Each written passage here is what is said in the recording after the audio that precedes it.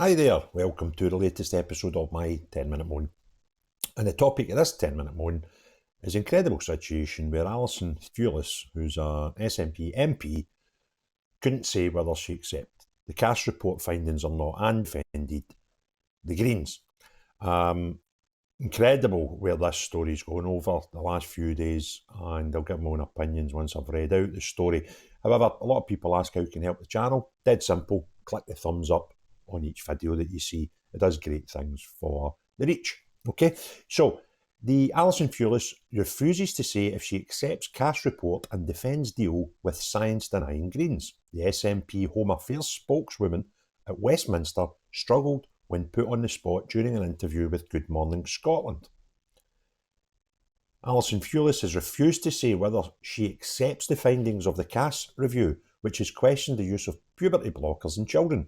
The SNP's Westminster Home Affairs spokeswoman also said it was for others to decide if Scottish Greens were science deniers. It follows the SNP coalition party's co-leader Patrick Harvey questioning the CAS review.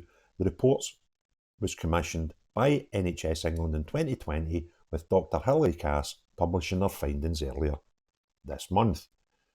Its recommendations were endorsed by the NHS down south, with 2 health boards in Scotland also pausing the use of puberty blockers in the aftermath. The SNP government has been criticised for dodging the issue and refusing to say if it backs the findings of the review. However, Mr Harvey, a government minister, has had no such qualms, claiming it was not a valid scientific document.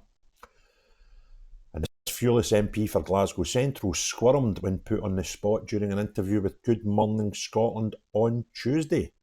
That was today.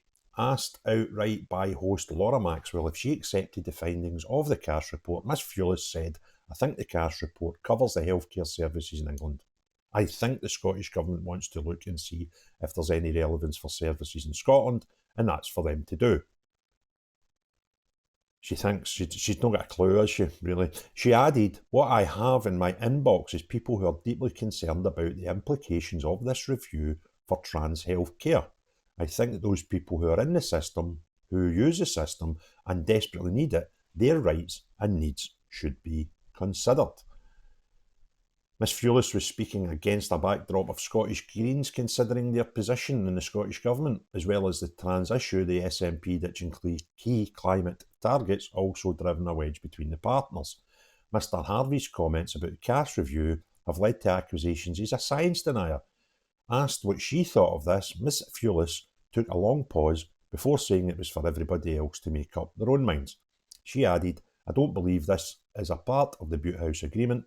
The Greens have their opinion on that. Other people have their opinion on that. We need to look at the evidence. We need to support people within the system." I think it's deeply regrettable, some of the discourse that has emerged, which has made vulnerable groups in society feel even more vulnerable, and I think trans people should be supported as best as possible within the healthcare system. Asked if the SNP should also have their say in the Butte House Agreement, she said that was for party members to decide. She also said she had not felt a huge groundswell for a vote and claimed the partnership was still a positive thing. Right. Puberty blockers. The reason the CAS report did not say puberty blockers were good was for the simple fact that Dr Hilary Cass felt there was insufficient medical evidence to support it. There's concerns that it can affect quite serious things like your bone density. It could give you mental health problems. And it's also unclear if it has any problems with your reproduction. You'd change your mind at some point. There's claims that whatever puberty blockers do for you is completely reversible.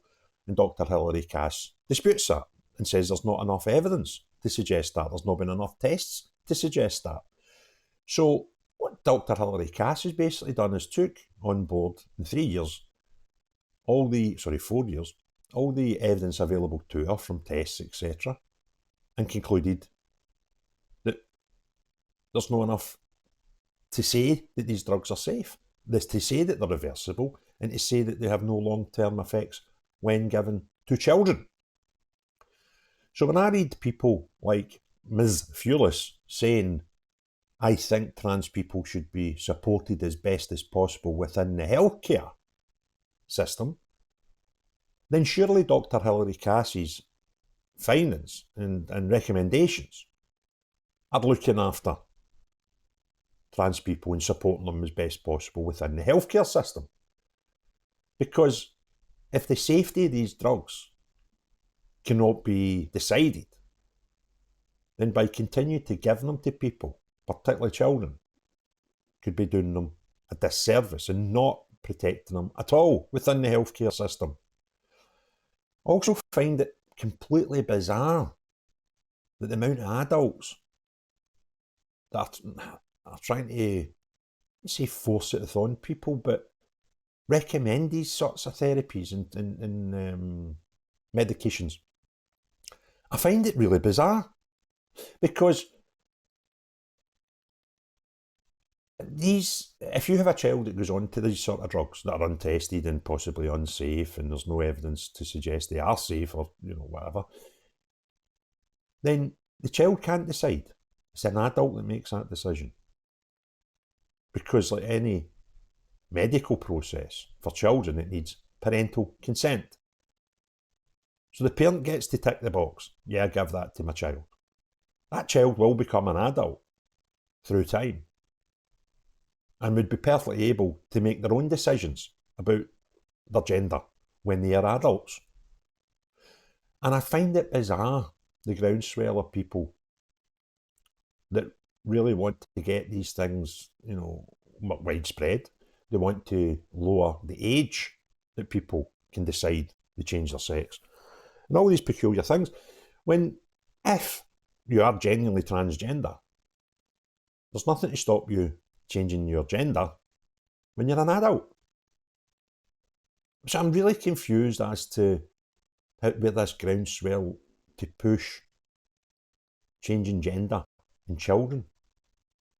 I'm at a loss to understand it. And I find it quite worrying because I only know two people that changed their gender.